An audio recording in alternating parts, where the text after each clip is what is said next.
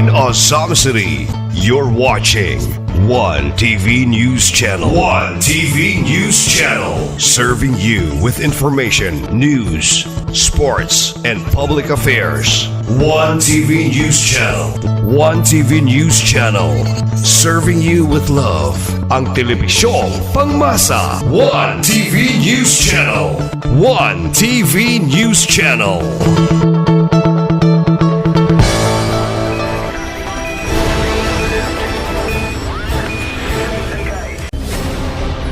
One TV special report.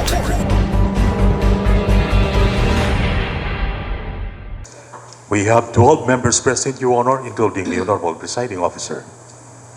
Thank you. Having 12 members present, the Chair declares a quorum. Once again, good morning to each and every one of us. For the order of business, may request the Honorable Majority Floor Leader, Honorable Marcelian Tapayan, please. Thank you, Honorable Chair. Good morning, everyone.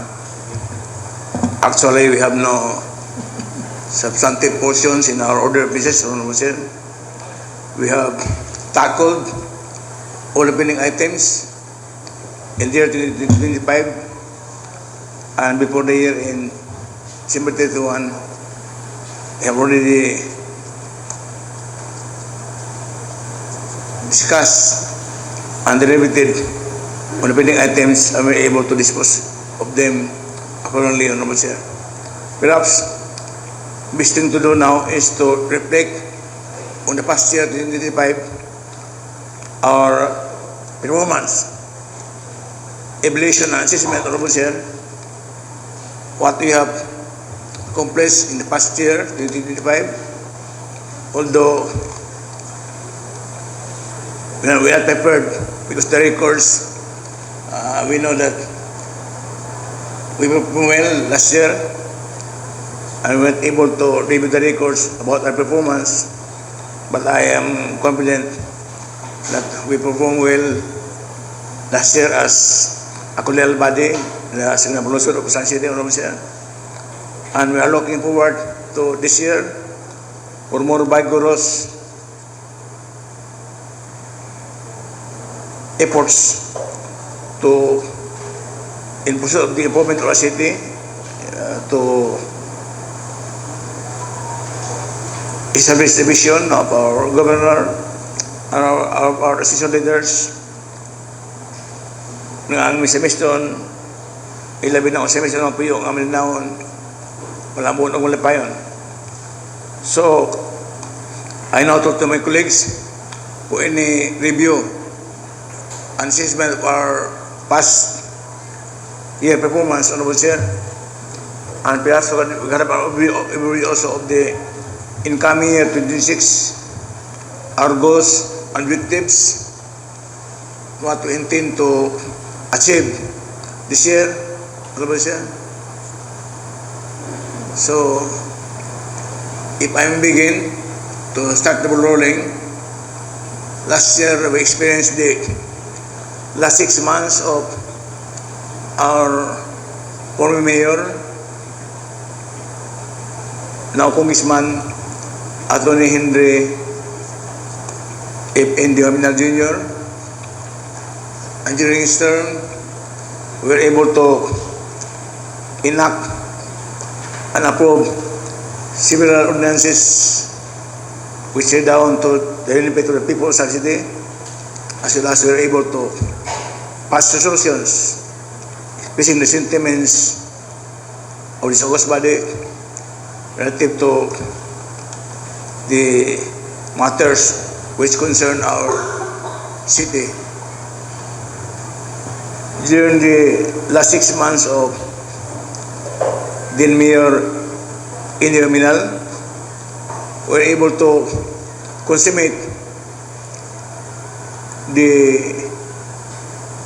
purchase of Rodriguez property, the ancestral home of the Rodriguez Bernard family, located at Balcon Street, San City, Honorable Sir. I was honored to having been able to participate in the negotiations through their representative. They offered it at first for 20 million, and we know that there are many businessmen who wish to buy the property because it's located in a very prime area in Samis.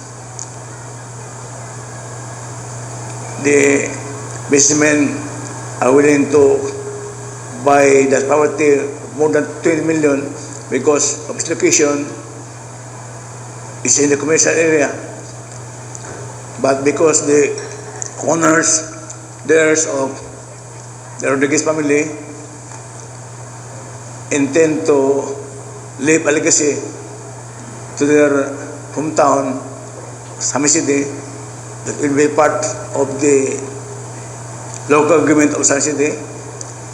They prepared to sell it to the LG of Sami City at a lower price of 20 million. We negotiated, and in the first quarter of last year, we were able to consummate the transaction.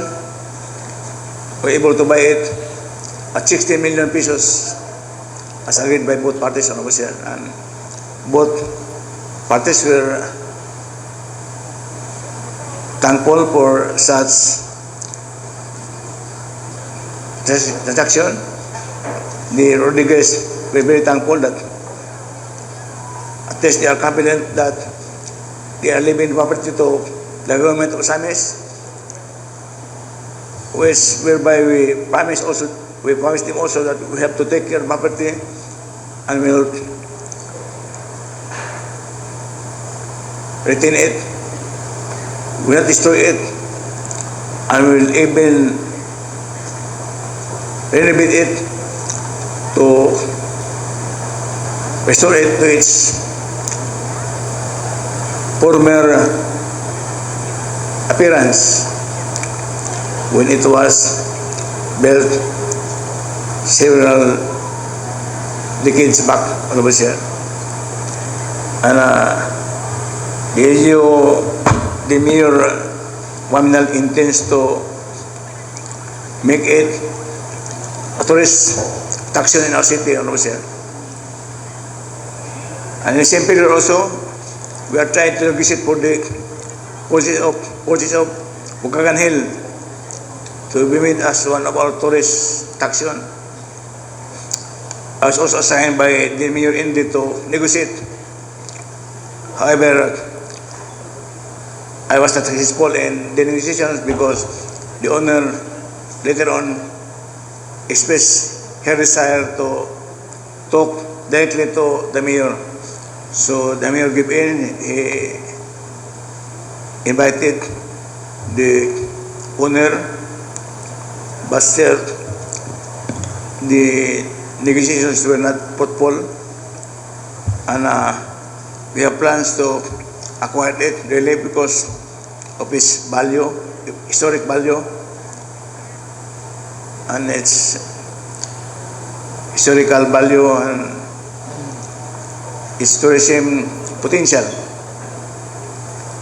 Perhaps we intend to acquire it through expropriation or sale. We have expressed our desire to buy it by extending additional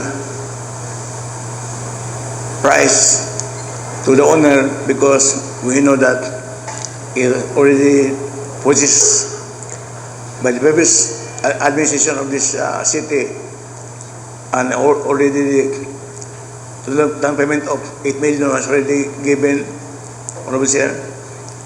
We intend to add more of that within the expedient value and price of the land of the Bukagan Hill. there was a recommendation by the Supreme body to file a case against the owner for the return of the 8 million because the transaction was irregular and not valid. And we know it will take a long time. There was also a recommendation to annul the title of the owner because that area in the Pagkakanin is timberland per specification of DNR, but we're not sure how they were able to obtain title. But if we are going to pursue the job to have the enrollment, it also take a long time. So it's better to negotiate with the owner to add to 8 million for the reasonable price of property. And up to now, we still intend to push that, Honorable Sir. And the current mayor, Attorney Samuel Benitez, is evaluating the manner and process to be done for the eventual purchase of that property, Honorable Sir. That's the only matter which I can remember for now, because as to the ordinances, Honorable Sir, the resolutions, I have to read the records which goes body. We intend to, this year, we intend to reach our targets in our financial pursuits. Our budget for this year is 1.476 billion. And we are confident that with the performance of the employees of the government and the active cooperation and collaboration of all stakeholders, especially the businessmen, we are confident that we can reach our targets, and we are hoping that before our term expires in 2028, we'll become a first-class city, Honorable Sir. So that is my overview. I now yield to my colleagues for their evaluation also on their overview of the goals and objectives for this year. I now yield to my colleagues for their assessment of the past year, Honorable Sir, and their overview of the goals and objectives for this year, 2026. Thank you, Honorable Sir.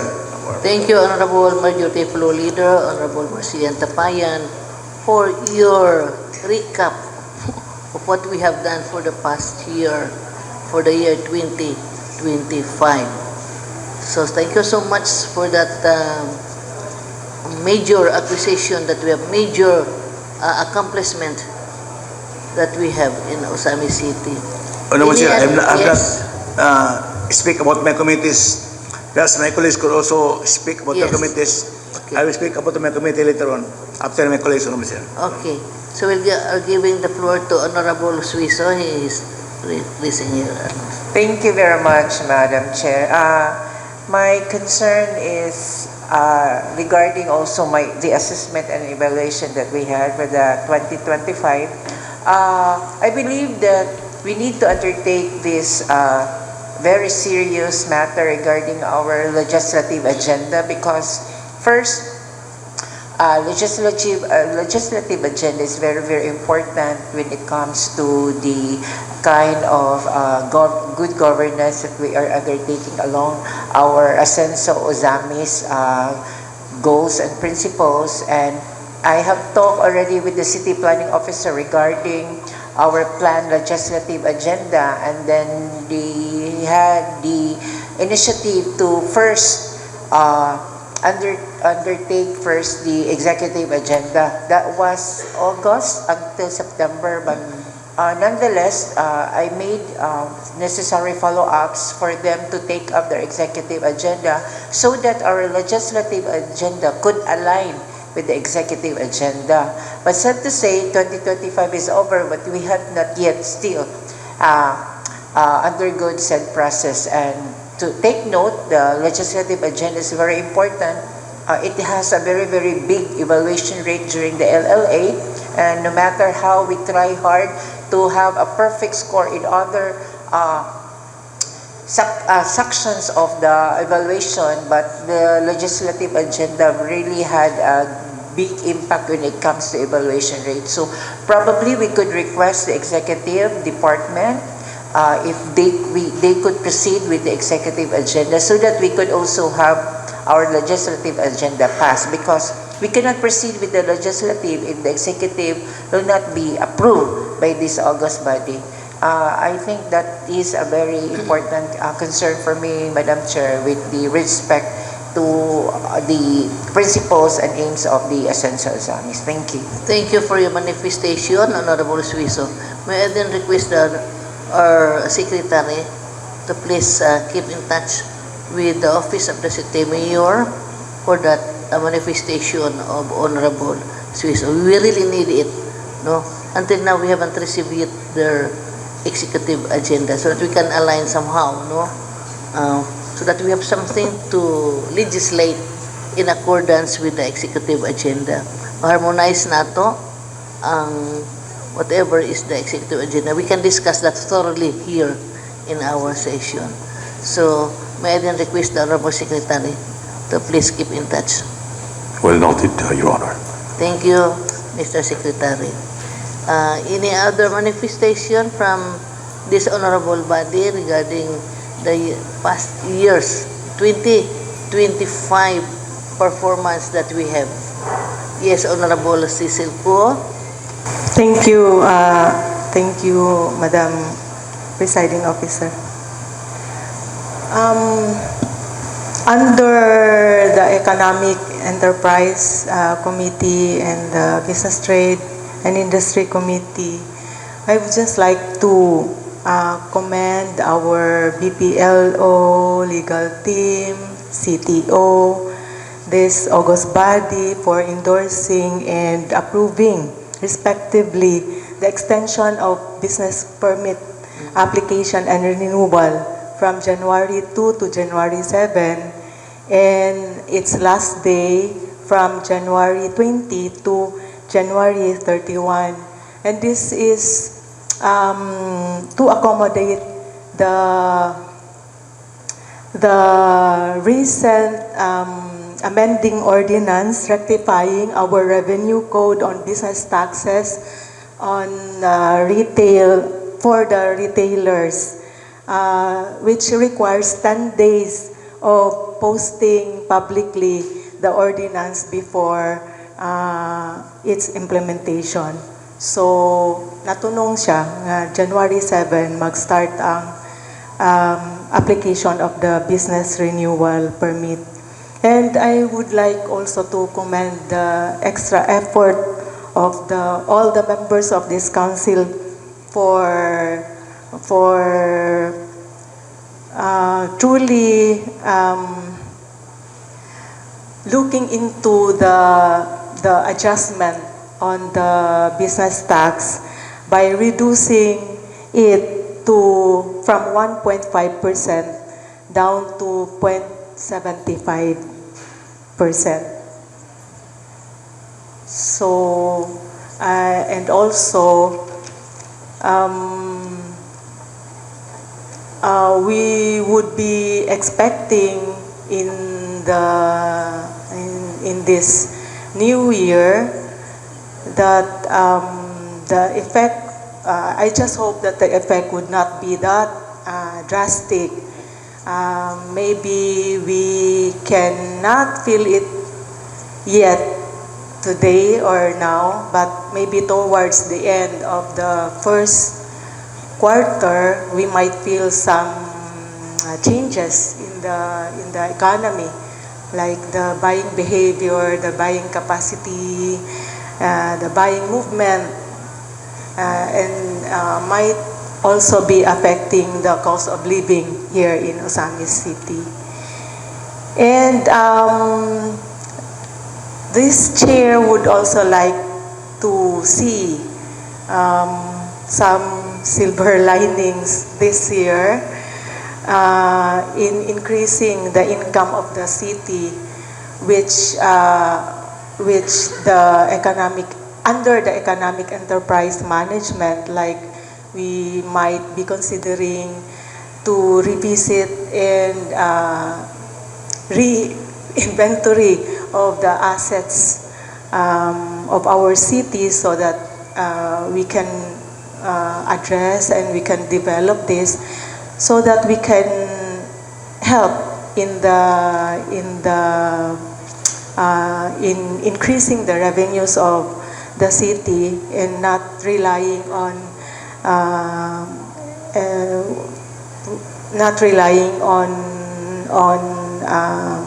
tax revenues. So maybe we can look into the properties of the city, like the golf course, the wellness park, and the public mall, which have a lot of vacant spaces for rent. So we might like to repackage and entice more investors to open business here in Osamis City. And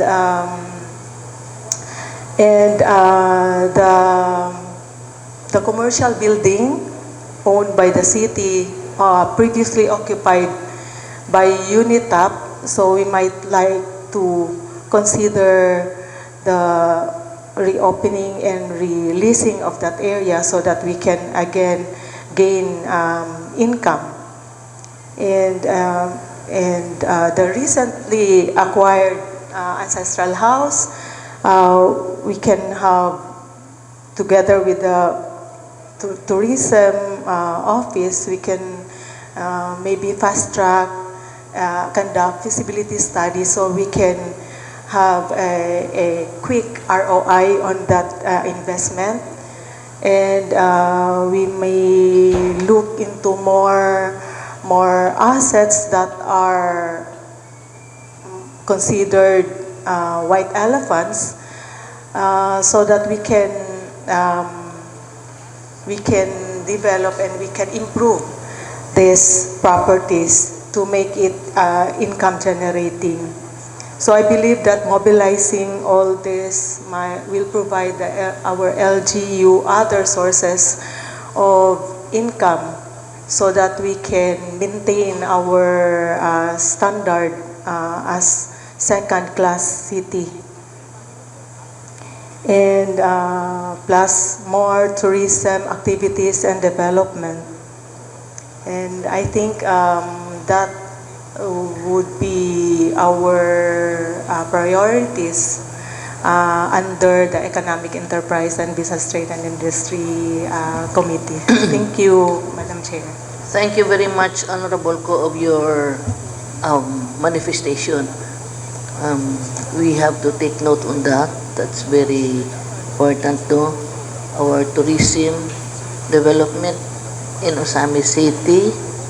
Sao nato ni pagpa-improve our mga elephant properties now, na mahimo ni siyang active, usable in Osamis City. Yes, I think we are starting to identify some areas now we have to improve. Yes, you have mentioned the wellness park, and also our I think Bukagan here. I think we have to do We something. haven't yet purchased Yes. Plan. the road leading to the top. Yes, we have enough, no? Daghan tag mga potential tourist destination in Osamis City. I don't know with the Mount Malindan, no? Welcome, Honorable Moralion. Yes. The fort, the Kota. Kuta, also, yes. That that is is one of our asset here in Osamis City, because, we have only 4 port throughout the Philippines. The Intramuros, Port San Pedro, itong sa Kuan, sa Davao, sa Port Pilar, and also in Osami City. So ato yun yung i-treasure ng ato ang Osami City. Our Lady of Triumph. We really have to develop that. We entrust that to the tourism people on how are we going to improve pag yun na to sa ato ang port. Yes, yeah, that is right, Madam Chair. You mentioned the wellness park. When it was newly opened, we had generous income from that sa entrance fees. So maybe this 2026, we want to maintain the momentum and still gain income from the facilities that we have in Osamis. Thank you. So far, thank you very much. Congratulations, Honorable Ko, for heeding that particular aspect. And also to the other members of this August body nga naningkamot yun no, to help improve our to develop our potentials in Osami City. So we have identified the wellness park. I think burag mo gyud na attraction karon sa Osami City. Moingon ang mga bisita nato before when we get down to Osami City sa kuno, ang ilang makita sa una, it's all kugon ra din na sa kaning ato ang wellness park, but now it spells a different na nag-diferensya ko no. Okay, anyway, congratulations to all of you. Any other manifestation regarding? Yes, Honorable Lau, I hear from you. From the business sector, daghan kayo ni kasulti. Wala kay ma'am. Thank you, ma'am. Actually, we should be also aggressive when it comes to collecting the real property. Because if I was not mistaken, previous na-mention tong city treasurer that once they meet their goal, that's it. So they never bother to run after those other real property holders who are not paying diligently concerning their taxes. So I think it would be the right time that we should also collect all those realty tax delinquent, Madam Chair. Delinquent. Okay. Thank you. So, thank you so much, Honorable Lau, for your manifestation regarding this mga delinquent taxes that we have to maybe follow up. No, we have to coordinate that with the executive department. Sila gyud tingaling ang kuan ana in charge. Okay, Madam Chair. Actually, previous they have mentioned that they set a goal, a certain goal. Once ma-meet ko ng goal, wala na sila nga ni-give more time sa pag-collection sa katong mga wala nakabayad. I think it would be unfair also to those property holder who has been paying their taxes regularly. So, nguban god, dili sila magbayad. Thinking every new administration there will be amnesty. So, Okay. I think it would be better, Madam Chair, nga ato sila encourage nga. Oh yeah. Okay, instead of our LGU, we just rely on business success. We have other sources of taxes which they have to collect also. Thank you, Madam Chair. Okay, thank you very much for your manifestation, Honorable Lau. Ato yung tingaling ng, we have to coordinate closely with the executive department regarding this particular issue. Kay, momong yun ay atong bread and butter ang taxes, no? We cannot go on, we cannot proceed with our very good defined programs for the city and for the people kung wala po tayo source of our resources. And one of the main resources that we can get is from the taxes. So it would be very fair maybe if we can define kinsa ni mga delinquent taxpayers. I doubt if we can get that a list of delinquent taxpayers from the office of the budget o sana treasurer ba na? Madam Chair, I think we can verify that from the city treasurer's office. Treasurer's office. Yeah, Yes. because they're the one who is in charge of the Oo. realty tax. Oo, sila may in charge to identify who have not paid yet, no, sa mga ilang mga obligations as far as taxes is concerned. May I then request our secretary na we can coordinate with the executive department regarding that the lists of delinquent taxpayers para mapadalhan po nato sila o mga reminder for them of their obligations to the city. I think we cannot find it hard also in our collections because nakita Manila that their taxes has been being kananaang use, gigamit good for the improvement of the city. They were able to feel the improvements, naka-enjoy sila sa atong mga kanini ang programs and services that the city is employing now. Ang atong pamaskong handog, ang atong mga educational benefit, ang atong mga medical assistance, no? So we are very strong in our programs and services already.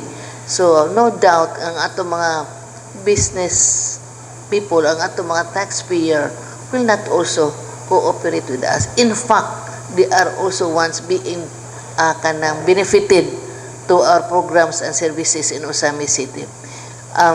We are very strong in our medical assistance. We are very strong in our scholarship program. So naata ni aning tanan social services nato. We are no doubt wala kita nang pakyas ni ini. So with that maybe manifestation nga nakita nila from us, no doubt nga dili po sila mo cooperate by just paying their taxes. Okay, any other manifestation? Yes, Honorable Waminal, you have the floor now. Thank you, Madam Chair. In so far as my committee is concerned, sa senior citizen and agriculture, so far, Madam Chair, dako kay ipikto ang ato ang resolution encouraging those senior citizens nga wala pa marestro. Kay last report nako sa this August body 12,892, then karon niabot na taog 14,000 na almost. Wow. Ang ato ang senior citizen Congratulations. nagparehistro. Only ang ilang request, Madam Chair, sa OSCA office nga ma-repair ang ilahang building diha kay last year pa magud na dinakolapos lang inan nga atol nang i-follow up ni Mayor para basin this first quarter ma-repair. So sa agriculture po, Madam Chair, nangalipay po itong mga farmers nga basin karon po nga quarter matugod tong building worth 20 million diha sa embargo kay lagi mo po nagipangandoy sa ato ang mga farmers. So far so good sila, Madam Chair. So I think that's all I can say, 20 Madam. billion? 20 million, Madam Chair, diha sa Million. embargo itugod. So magbidding ang region na, Madam Chair, basin karon That nga will be quarter. funded by the Agriculture sa region. region. Okay, congratulations. So, basin we look mabiling forward. We look forward to the realization of that particular project. Yes, Madam Chair, mo man among gikuan itong last meeting na mo sa taga-region nga ready na ang budget, 20 million. Only ang area ra. So, na naman tayo napalit sa embargo, 6 million, 4 hectares. So, kampante na sa maong building. Embargo? Yes. Embargo, yes, Madam Chair. Nakapalit na dito. Okay, mangyari yan, no? Dako nga area to dito. Ang ipangita sa ato ang kuan, Madam Chair, sa region nga bisag 2,000 square meters lang. So, na 2,000 sa labo, pero mahal-mahal mangod. Bali, 2,500 por bang ang square meter. So, sa embargo, 600 ra. So, dito ta nakapalit. So, hopefully, Big difference. matukod na karon nga first quarter, Madam Chair. Okay, very good. Okay. Very good development. Thank you, Madam Thank you, Chair. Honorable Waminal. Thank you, Yes, Madam from the other committees, yes, Honorable Suiso.